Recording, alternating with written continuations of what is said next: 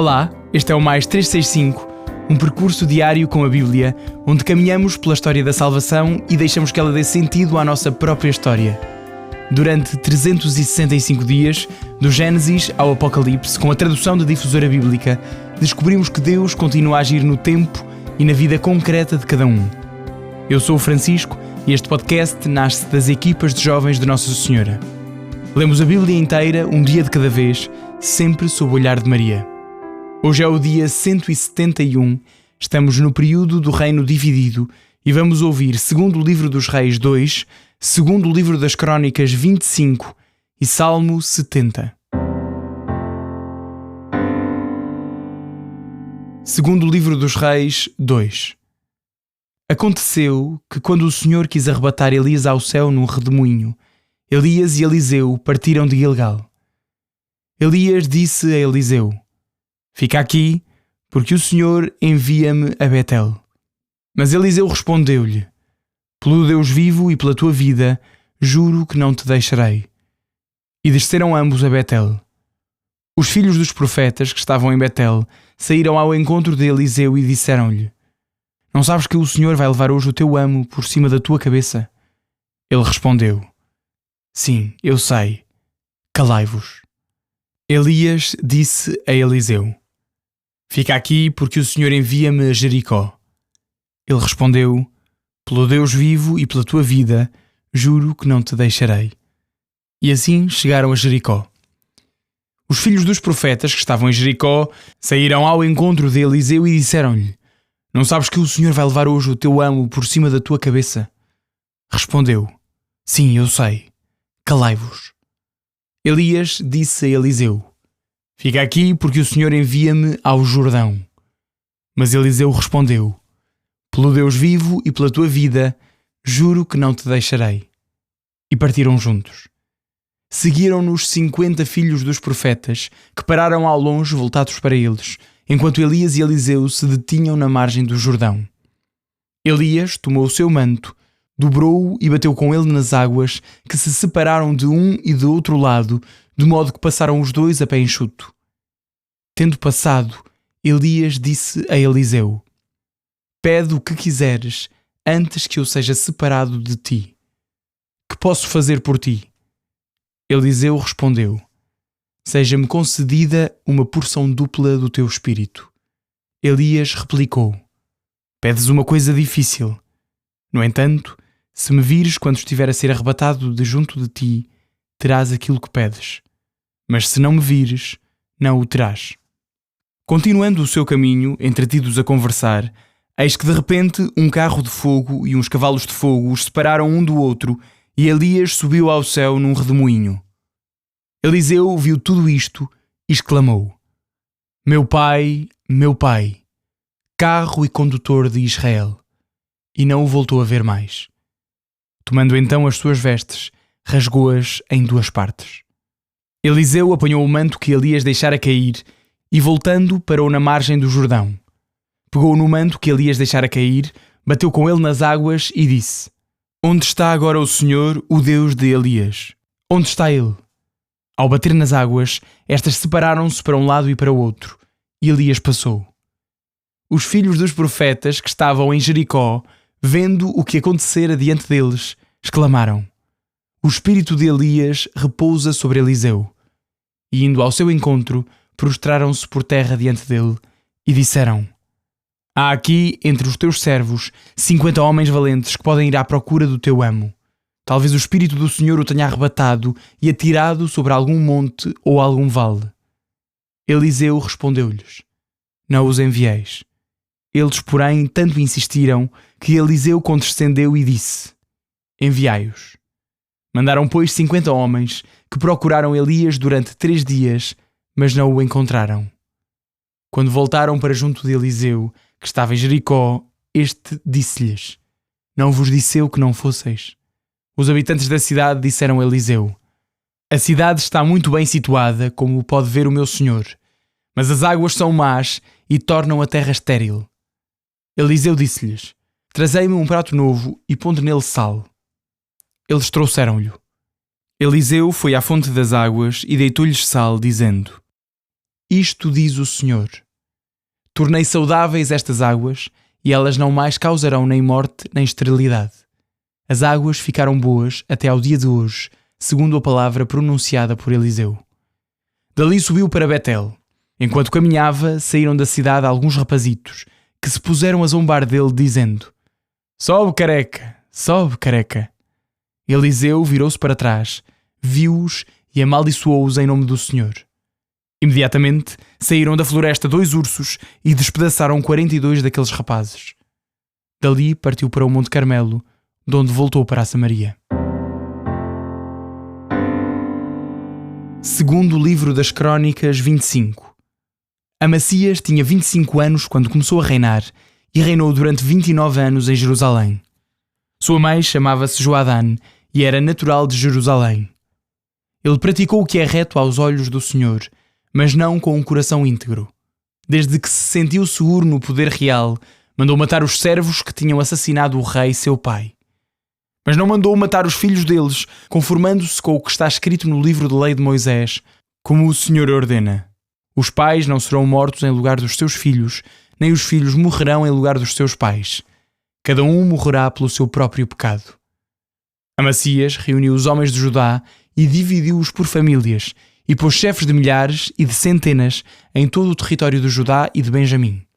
Recenseou-os a partir da idade de 20 anos para cima e encontrou 300.000 homens aptos para a guerra e capazes de carregar lança e escudo.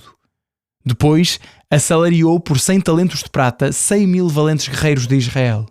Mas um homem de Deus veio ao seu encontro e disse-lhe: ó rei, não é preciso que o exército de Israel te acompanhe, porque o Senhor não está com Israel, nem com todos estes filhos de Efraim.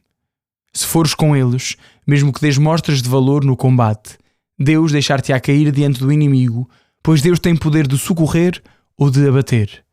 Amacias disse ao homem de Deus: que farei então a respeito dos 100 talentos que dei às tropas israelitas? O homem de Deus respondeu-lhe: o Senhor tem mais do que isso para te dar. Amacias licenciou, pois, a tropa de Efraim que se lhe tinha juntado e mandou-a regressar à sua terra. Mas eles irritaram-se contra Judá e regressaram furiosos à sua terra. Amacias, cheio de confiança, pôs-se em marcha para conduzir o seu exército ao Vale do Sal, onde matou 10.000 habitantes de Seir. Os filhos de Judá prenderam 10.000 homens vivos e conduziram-nos ao alto de um rochedo, de onde os precipitaram, ficando despedaçados. Entretanto, os homens da tropa que Amacias licenciara e não levara consigo à guerra, saquearam as cidades de Judá, desde a Samaria até Bet-Horon. Mataram 3.000 homens e levaram consideráveis despojos. Ao regressar a casa, depois da derrota dos Edomitas, Amacia, que trouxeram os deuses dos habitantes de Seir, fez deles os seus próprios deuses, prostrou-se diante deles e queimou-lhes incenso. Então a ira do Senhor inflamou-se contra ele. Enviou-lhe um profeta que lhe disse: porque adoraste esses deuses estrangeiros que não foram capazes de salvar o seu povo da tua mão? Amacias respondeu ao profeta: foste acaso nomeado conselheiro do rei? Vai-te embora se não queres que te mate. O profeta retirou-se, dizendo: sei que Deus decidiu a tua perda, porque não fizeste isto e não quiseste ouvir o meu conselho. Amacias, rei de Judá, depois de ter tomado conselho, mandou dizer a Joás, filho de Joacás, filho de Jeú, rei de Israel: vem para que nos vejamos de frente. Joás, rei de Israel, mandou responder a Amacias, rei de Judá: o cardo do Líbano mandou dizer ao cedro do Líbano: dá a tua filha por esposa ao meu filho. Mas vieram as feras do Líbano, passaram e pisaram o cardo. Dizes que derrotaste os Edomitas e o teu coração encheu-se de orgulho. Fica em tua casa, porque corres ao encontro do perigo, arriscando-te a uma empresa que te há de arruinar, assim como a Judá. Mas Amacias não o quis ouvir, pois era disposição divina que ele fosse entregue nas mãos dos seus inimigos, por ter venerado os deuses de Edom. Joás, rei de Israel, marchou contra Amacias, rei de Judá, e encontraram-se os dois em Bet-Shemesh, que está em Judá. Judá foi vencido por Israel, e cada um fugiu para a sua casa. Joás, rei de Israel, prendeu Amacias, rei de Judá, filho de Joás, filho de Joacás, em Bet-Shemesh. Mandou-o para Jerusalém e abriu na muralha uma brecha de 400 côvados, desde a porta de Efraim até à porta do ângulo. Apoderou-se de todo o ouro e prata, assim como dos utensílios que se encontravam no templo de Deus, à guarda de Obed-edom, e dos tesouros do palácio real. Depois regressou a Samaria, levando reféns. Amacias, filho de Joás, rei de Judá, viveu ainda 15 anos depois da morte de Joás, filho de Joacás, rei de Israel. Os restos dos atos de Amacias, dos primeiros aos últimos, está escrito no livro dos reis de Judá e de Israel. Depois que Amacias se desviou do Senhor, armou-se em Jerusalém uma conspiração contra ele.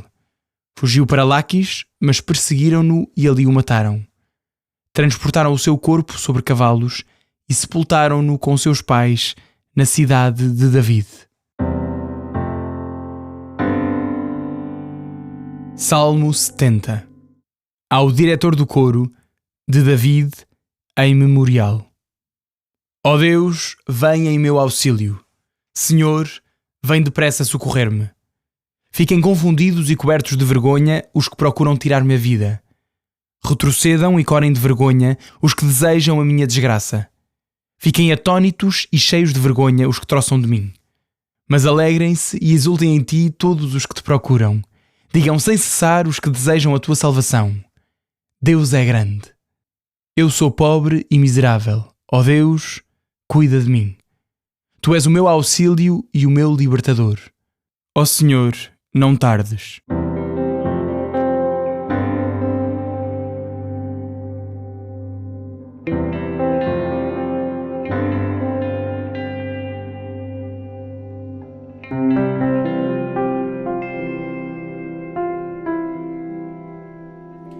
Olá, eu sou o Padre Francisco Costa Alves, das equipas de jovens de Nossa Senhora. Com muita alegria, junto-me a vocês nesta caminhada de escuta da Palavra de Deus, neste podcast de Mais 365. Rezemos. Senhor, nosso Deus e nosso Pai, obrigado por nos falares e nunca nos abandonares no nosso caminho. Concede-nos o dom do Teu Espírito, para Te conhecermos e conhecermos o Teu Filho, Jesus, para Te amarmos mais e sermos salvos no Teu amor. Por Cristo nosso Senhor. Amém. Hoje, no segundo capítulo do segundo livro dos Reis, despedimos-nos do profeta Elias, que termina a sua missão. A Sagrada Escritura foi-nos apresentando alguns paralelismos entre Moisés e Elias. Já tínhamos visto isto na ida para o deserto, quando o queriam matar, na subida ao Monte Horeb, onde Deus fala com Elias numa caverna, tal como com Moisés, e vimos isso no capítulo 33 do livro do Êxodo, na teofania, ou seja, naquela revelação extraordinária de Deus na brisa suave. E hoje vimos mais um paralelo, a travessia do Jordão, feita a pé enxuto por Elias e Eliseu, que faz-nos lembrar a travessia do Mar dos Juncos, que vimos no capítulo 14 do livro do Êxodo. Moisés e Elias. Aqui estão dois homens que guiaram o povo para Deus e muito trabalharam e muito sofreram por isso. Mas na história do povo, tal como na nossa história, e na história da Igreja, esta missão tem de continuar. E Elias deixa a Eliseu, como já tinha sido anunciado. Eliseu é fiel ao seu mestre e não se afasta dele nunca. E ouvimos-lo pedir, hoje, uma dose dupla do seu espírito. Ele estava mesmo a precisar daquele espírito para guiar o povo. E isso também é uma forma de sinalizar, esta dose dupla do espírito, que a missão de Elias é a sua herança, porque, segundo a lei, no livro do Deuteronômio, capítulo 21, o pai dava ao primogênito a herança a dobrar. E, portanto, Eliseu pede a Elias esta dose dupla do seu espírito. E, além disso, acaba também por ficar com o manto de Elias, também mais um sinal de que continua a sua missão. E esta missão de conduzir o povo como profeta tem força, pode conduzir à vida ou trazer a morte, como depois representam simbolicamente as duas histórias seguintes com Eliseu. A da água tornada sã e a da morte dos rapazes que gozaram com ele. Bem, passando para o segundo livro das Crónicas, conhecemos mais um rei, Amacias. E mais um rei que confiou em Deus apenas pela metade.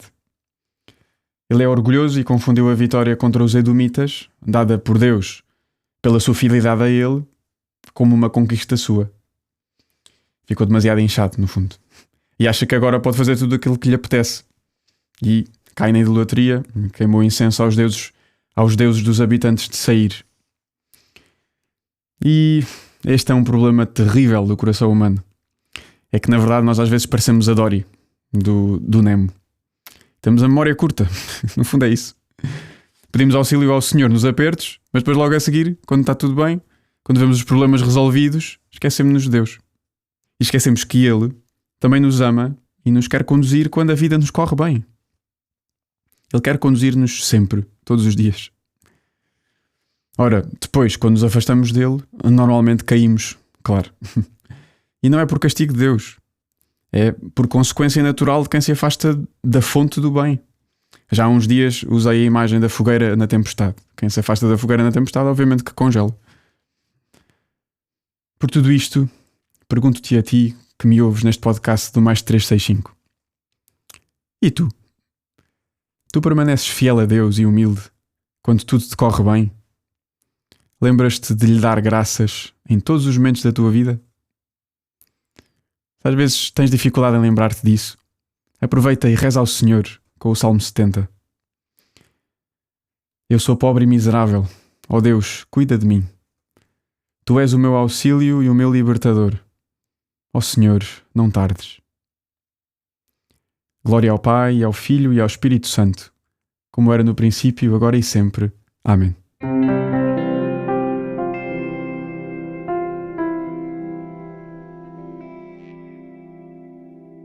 A minha alma glorifica o Senhor e o meu espírito se alegra em Deus, meu Salvador.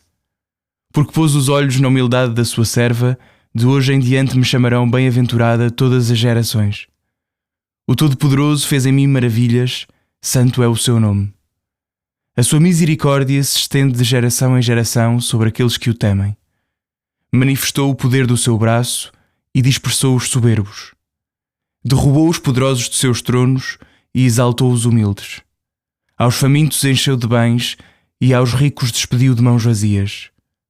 Acolheu a Israel, seu servo, lembrado da sua misericórdia, como tinha prometido a nossos pais, a Abraão e à sua descendência para sempre. Glória ao Pai, ao Filho e ao Espírito Santo, como era no princípio, agora e sempre. Amém.